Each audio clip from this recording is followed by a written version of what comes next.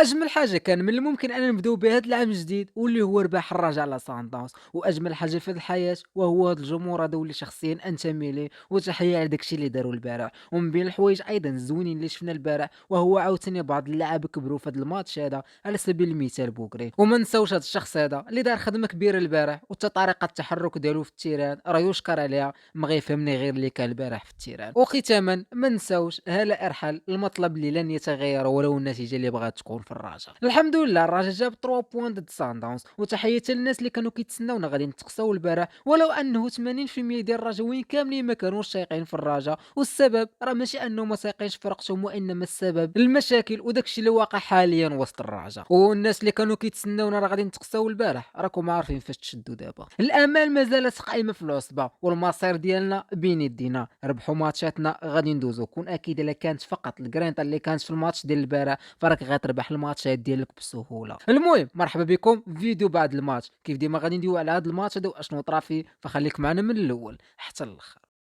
اجي نتايا بحال نسيتي ديك لايك الراجل رابحه وانت ناعس. فيق معنا الله يرضي عليك اولدي. شي كومونتير لتحت ولا ما لقيتي ما تكتب قلب خضر غادي فارها. اما الناس الجداد ما نحتاجوش نوصيكم، انضموا لنا نحن نرحب بكم. وما نساوش باش اننا نديروا اشهار راسنا. الناس اللي بغات تعرف اشنو طرا البارح في التيران ووسط التيران راه راجي والسود نقل لكم الصوت والصوره البارح. الفيديو غتلقاو قبل من هذا. دخل وتفرج اليوم تنساش معاك تا ديك لايك زايرتي ديك الصمته. ايوا يا الله بينا نبداو. وديما خضرا.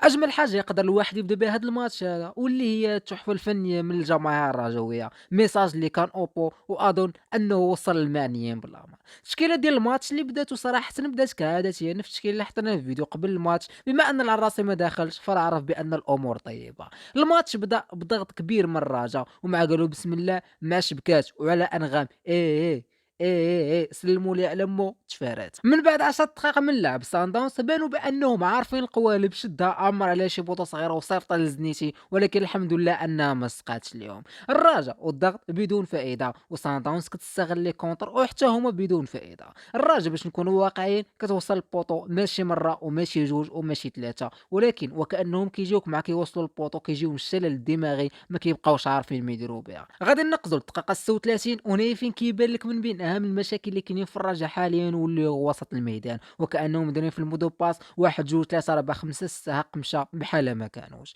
ترى كنقول لكم كان شي واحد زعما كاين رجلو عامره كان غادي يلصق لك في الشبكه وغادي يندمك ديال بصح وغادي يجرجك عليها الماتش كامل، وكان من الممكن انه يقصيك. وغادي نقزوا لانيشان الدقيقه 40 تما كاين فين كان متغير المقابله. خونا ورك على النجاري كتساوي حمراء. وصراحه انا شخصيا من بعد ديك الحمراء ولو انني كنت في التيران ارتاحيت ديال بصح. وشحال من واحد كان حدايا تا هو كون اكيد انه ارتاح بحالي. حيت راه ما يمكنش الصان داونس غتكون مكموله العدد، فراه كون اكيد انك غتعاني عكس كون كانت ناقصه العدد. وهذا الشيء اللي صراحه عاوننا بزاف. الشوط الاول غادي باش يسالي جا كورنر تلعب باس نيشان بالعمري بالمسطره هزه حتى قدام بن عمر شدا ضربه واه هو الاول. ترى هو واحد الاحساس كنقول لك كان في التيران هو ما يمكنش. اجي بعد كاين انت اش كدير كتحتفل معانا ما خاصك حتى شي خير. هنا فين غادي يسالي هاد الشوط هذا برباح الرجاء. رباح اللي كان مهم. احسن حاجه وهي انك ضرب سيبيتو غتهبط الفيستير ومن بعد غادي يطلع بواحد لينيرجي اكثر. عكس كون مثلا كنتي متعادل او لا خاسر غادي تفكر غير في انك امتى غادي تربح. الشوط الثاني بدا في امان الله، واحسن حاجه كانت فيه اللي هي الكوتشينغ ديال عبد الصادق. اي طلع كيبان لك كيتفاعل معاه وكيفيق اللعابه. كان من الممكن اننا نزيدو الثاني مع بدا الشوط الثاني، ولكن الجول عندهم كيطير بالرجوله.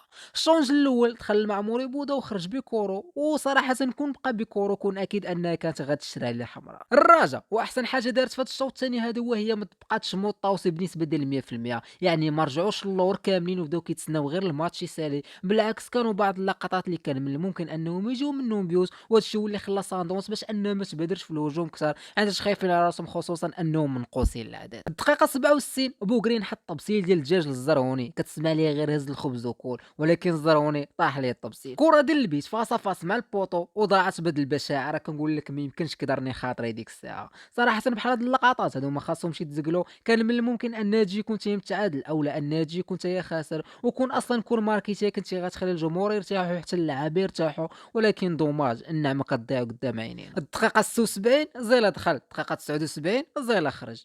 والو ما تبدل حتى شي حاجه، غير ولينا مقادين معاهم. اخر 5 دقائق والضغط اللي كان فيها ما غاديش ندوي عليها حيت درت عليها فيديو خاص، 5 دقائق كامله كان عليها فيديو وطريقه تفاعل الجمهور واشنو طرا فيها وزيد وزيد. الا كنتي باغي تفرج في هذا الشيء فكنصحك تهبط الكومونتير وتسول، كون اكيد ان غادي يجي شي واحد يشوفك. وهنايا غادي يسالي هذا الماتش هذا برباح الرجاء، والحمد لله ان من بعد هذا الرباح هذا ولات عندنا 4 نقاط في المجموعه ديالنا، وغادي نقولوا العوده من الغيبوبه. واكيد ما غاديش نساو ان حتى خساره مانيما حتى هي عاوناتنا وخلاتنا ان نكونوا حنايا الثالثين في انتظار الماتشات الجايين. واكيد الماتش المقبل غادي يكون اهم من هذا الماتش، خصوصا ان اللاعبين ضد المتصدر الجيش، وغادي يكون ماتش خارج الميدان. ماتش ديال الجيش اللي من الممكن انه يتأهل فيه الجيش رسميا، كيف ما ممكن انها تقسى فيها الرجاء رسميا. ولكن فقط فاش تنفستي البارح ورجعتي من الغيبوبه، فراه هذا حتى هو كيبقى رباح اللي غادي يخلي اللعابه انهم يلعبوا عليها، وعلاش لا يجيبوها. تقييم اللاعبين اللي غادي نجمعوهم جمله وغادي نقولوا الحمد لله داروا الواجب وجابوا لنا الرباح. وبهذا هاكو الدعوه هذه من عندي، سيروا الله يرحم لكم الوالدين واحد واحد، ولو اننا مازال معولين لكم في اللي جاي، خصوصا